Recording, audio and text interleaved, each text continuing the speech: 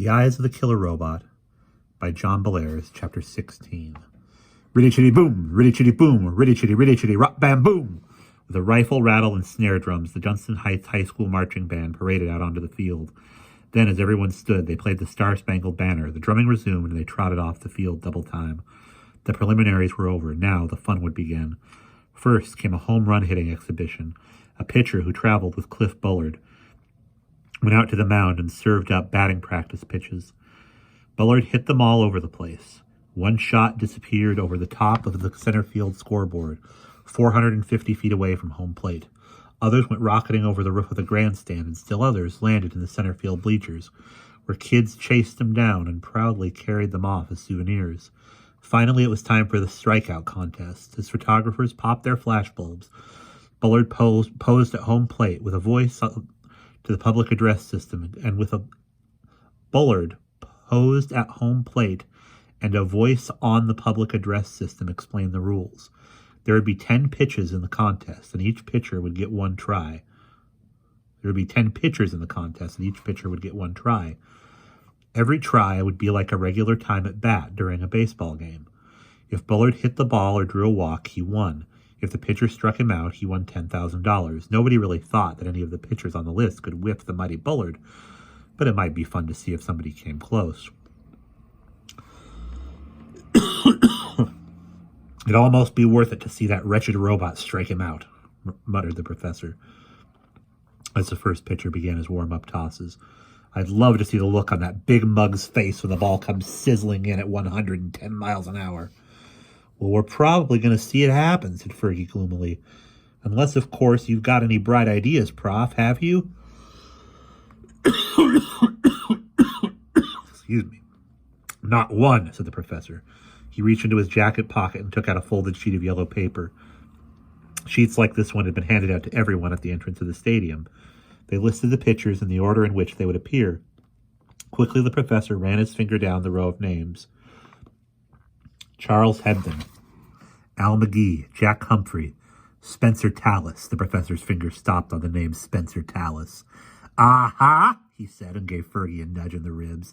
This fourth name on the list has got to be the robot. Tallis is the name of an Iron Man in a fairy tale poem by an old writer named Edmund Spencer. My, aren't they the clever ones?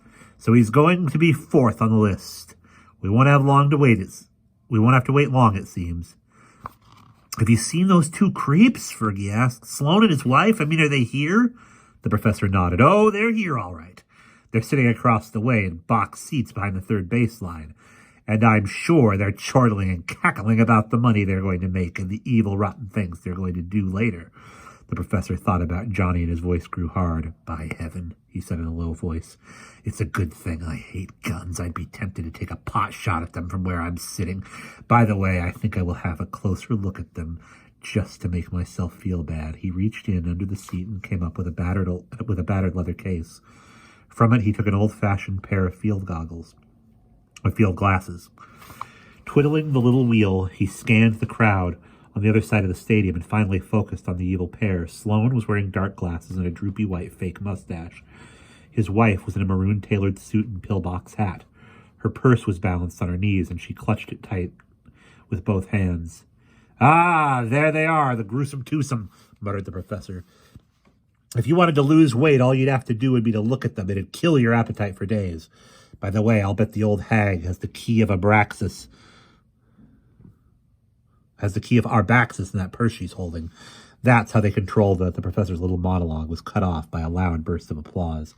Cliff Bullard had stepped into the batter's box. Father Higgins and the catcher took their places behind the batter. The pitcher went into his windup, and the ball came whizzing in. Walk! The Bullard swung, and the ball went sailing in a long, majestic arc into the left field stands. The first pitcher had failed, and now the second came on.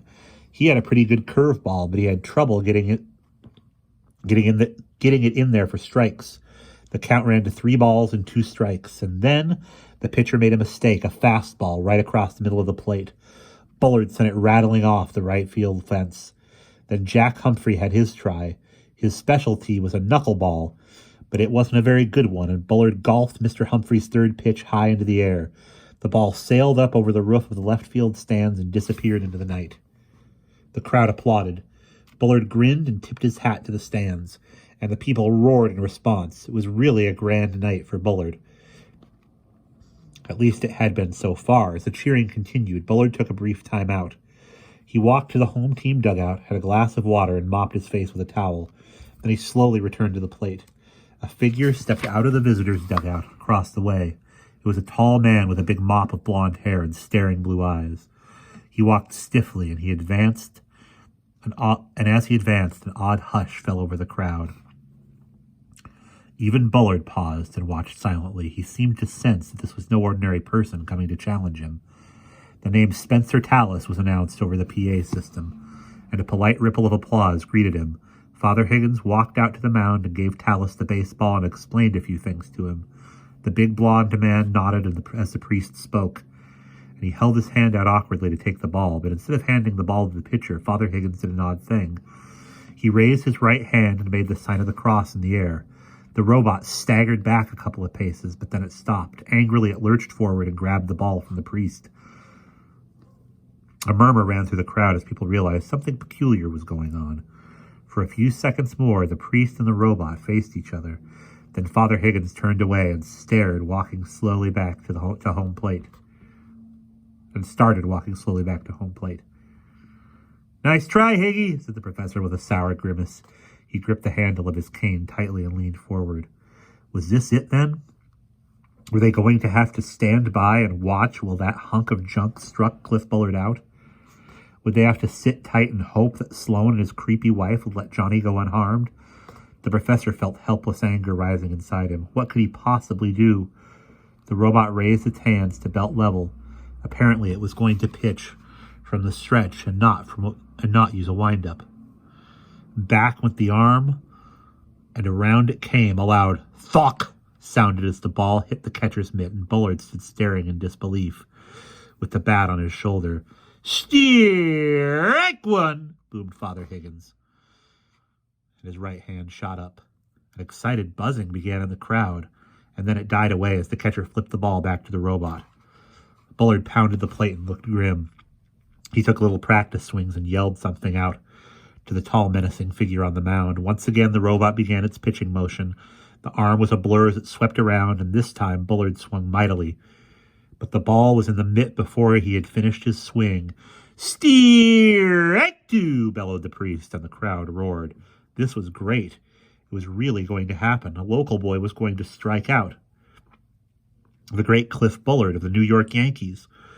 The cheering, stomping, and whistling went on for a long time, and Father Higgins had to raise his arms to get the people to quiet down. Finally, the crowd hushed, and the robot towed the pitching rubber. Bullard looked pale and shaken, but he stepped into the batter's box again and raised his bat. "You dirty, rotten fraud!" screeched the professor, and he sprang to his feet. All the people around him watched in horror. The old man unsheathed the springy, glittering sword, flourished it over his head, and vaulted up onto the brick wall in front of his seat. Then he leaped onto the field and went galloping madly away toward the pitcher's mound. With heavy, lumbering steps, the robot moved forward to meet him, and the baseball dropped from its hand. The professor advanced slowly, with the sword held out in front of him. He went into a dueler's stance. One whack of the robot's arm could crush his skull, and the professor knew that. "Now then, come on, sir," yelled the professor tauntingly. "We must have a drop or two of this malapert blood from you." The robot swung, and the professor ducked. He felt the rush of the powerful arm as it passed over his head. The professor dashed around behind the robot. Frantically, he searched for the shadowy hole in the back of its neck. Was it there? Ah, yes, it was. Before the creature could turn around and face him, the professor raised his sword and plunged the tip into the slit. A shudder ran through the robot's body. It staggered drunkenly forward with loud curses and yells. The professor plunged the sword's tip into the hole again and again, but the robot did not collapse. It was turning around to face him, and the professor felt sick with fear. Had he merely angered the creature? Was that all he had done? The professor heard angry yelling, and he realized that people were running toward him. At first, everyone had been too shocked to move, but now, at last, 2 policemen had leaped onto the field, pistols drawn. They pounded toward him, shouting, "Stop! Stop! You're under arrest!" And then something happened. As everyone watched, the air around the robot shimmered. It didn't look like a tall, blue-eyed man anymore. It was a grotesque, shiny metal statue with eerie glass eyes. Awkwardly, the thing flung its right arm up. With a loud snapping sound, the arm fell off and hit the ground with a thud. The robot opened its jaws wide to let out a hideous, unearthly screech. The professor dropped his sword and covered his ears. The noise was unbearable. He closed his eyes tight, and when he opened them, a second later, the robot was lying motionless on the grass. More and more people poured onto the field, and soon there was a ring of astonished faces around the professor and the dead robot. The professor felt extremely tired. Sweat was pouring down his face, and he was gasping for breath. He stared silently at the two policemen, and they looked back in utter dumbfounded amazement. Then there was a loud commotion as somebody came shoving through the crowd. It was Sloane's wife. She was hopping mad. Her face was twisted into a red mask of rage, and she lunged at the professor with her pocketbook raised over her head. "You meddling old fool!" she screeched. "You filthy old man! What have you done? He's dead! You killed him!" Two men grabbed Mrs. Sloane and held her while they struggled. Wearily, the professor turned to her. He was about to say that there was no law against killing robots, but then a thought occurred to him. Where's Sloane?" he asked in a dazed and dreamy voice. "I told you!" she yelled. "He's dead! His heart couldn't stand it! I'd like to break your filthy neck!" The professor scowled at the woman contemptuously. He turned to the policeman. "Gentlemen," he said quietly, "you'd better take this harpy away and lock her up. She and her late husband kidnapped Johnny Dixon a few days ago, and they have been holding him prisoner God knows where. I will come down to the police station to make formal charges against her, and hopefully we can find out where Johnny is and rescue him. If you don't mind, I believe I left my binoculars under my seat, and I'd better go fetch them. I'll see you in a few minutes." Stooping, the professor picked up the sword. Fergie was at his side now. He had come running out with everyone else. The professor smiled at Fergie and patted his arm. And then the two of them started back across the field. The crowd parted to let them pass, and everyone started to cheer. The professor raised his hand to wave, but then he dropped it. He felt triumphant, but he also felt unbelievably tired, and began to think about how nice it would be to be home in bed, sound asleep. And that is the end of chapter